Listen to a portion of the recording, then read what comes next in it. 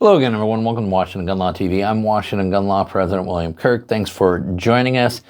Listen, you guys know I geek out on a lot of stuff. I go through a lot of articles. I read a lot of garbage. I read some good stuff, and then every now and then I come upon an article where I'm like, dang, that poses some really good points, and I want to expand upon them. And that's going to be an opportunity today, because the motivation for this video actually comes from an article written by Dan Waz over at News 2A. I'm going to link it all up down below because he expands upon some pretty good points, and I want to take the ball and run with it actually a little bit further. So today, let's spend a few minutes and let's talk about gun control's motivation: hypocrisy or arrogance? Okay, America, like I said, the article that I found on News 2A, which we will link them up below, and by the way, they run exclusively on donations, so you guys should all show them a little bit of love, because I geek out over there quite a bit. Dan Waz, one of their authors over there, wrote an article, and the article is entitled, "Kamala Harris Supports the Second Amendment as Long as It's Not for You."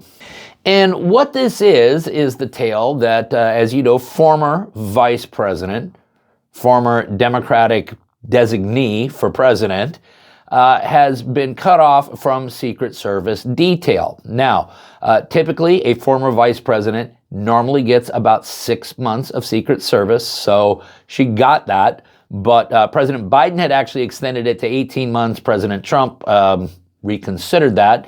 And so she is now without Secret Service protection. But not to fear, no. Because you see, the state of California has stepped in, okay? The state of California is going to provide Kamala Harris with armed security details. Oh, by the way, at the expense of the California taxpayer. So there you go. Even though she's not going to be your governor, you're still paying for her. As the article points out, in a twist of irony, Kamala Harris was recently denied an armed security detail by the federal government. Yet in a move supported by California's Democratic Governor Gavin Newsom, the city of Los Angeles has decided to foot the bill and provide her with security despite the federal government's denial. What does this say about the hypocrisy of gun control politicians? And again, as Mr. Waz points out, for years now, we've watched politicians like Kamala Harris passionately advocate for restricting your ability to defend yourself with firearms, all while ensuring they remain surrounded by armed protection. They want to keep guns away from the average citizen, but they don't hesitate to have access to whatever firearms they want, often at taxpayer expenses. Now, despite clamoring for all sorts of gun control legislation, and let us remember that one of her main planks of her very abbreviated campaign and her platform was a federal assault weapon ban. Let us also remember that she openly bragged about having a Glock, a firearm that your governor is this close to now banning the sale of because, well, they believe they're unlawful machine guns. Oh, and by the way, what was the reason that then Vice President Harris gave for owning a Glock? Well, she was a lifelong prosecutor and she needed it for personal safety. Well, guess the reason for why every other American owns a Glock? Yeah, for their personal safety as well.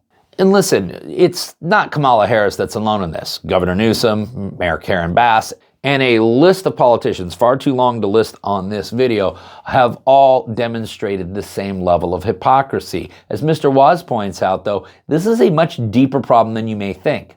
And it's not just an ideological divide, it's a strategic one. The Democratic establishment continues to pour resources into campaigns that push fear-based rhetoric about firearms.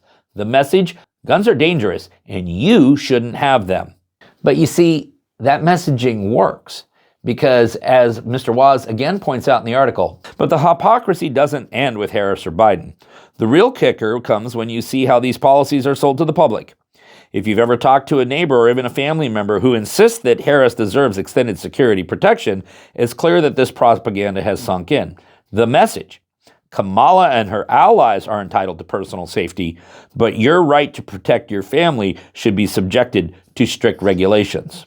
All excellent points and all highlighting the hypocrisy of the gun control movement. But I want to take it one step further.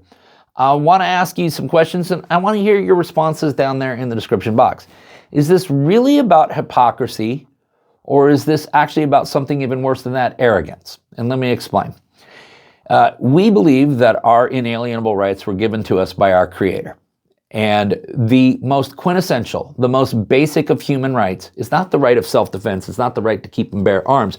It's the right of self-preservation, the right to choose whatever life you want and then to be able to preserve that.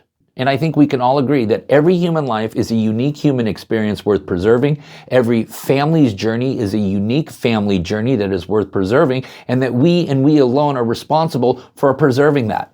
The right to possess firearms in defense of ourselves and our loved ones allows us to attach the proper value to our own life and to those that we love. But the arrogance that we see from the political left for those that are associated with the civilian disarmament regime is this simple. Their life is more valuable than yours. Their life is far more worth preserving than yours. And that, my friends, is why you may see example after example of hypocrisy. But unfortunately, it's all rooted in something far more nefarious than that. It's outright arrogance. Okay, listen, I'd like to hear from all of you. What do you think it is? Hypocrisy, arrogance, both? Maybe something even beyond that. Love to hear from you. Okay, now we're going to go ahead and link the article down there so you can geek out on it for yourself. We're going to put a link down there for News 2A. You guys should show them some love.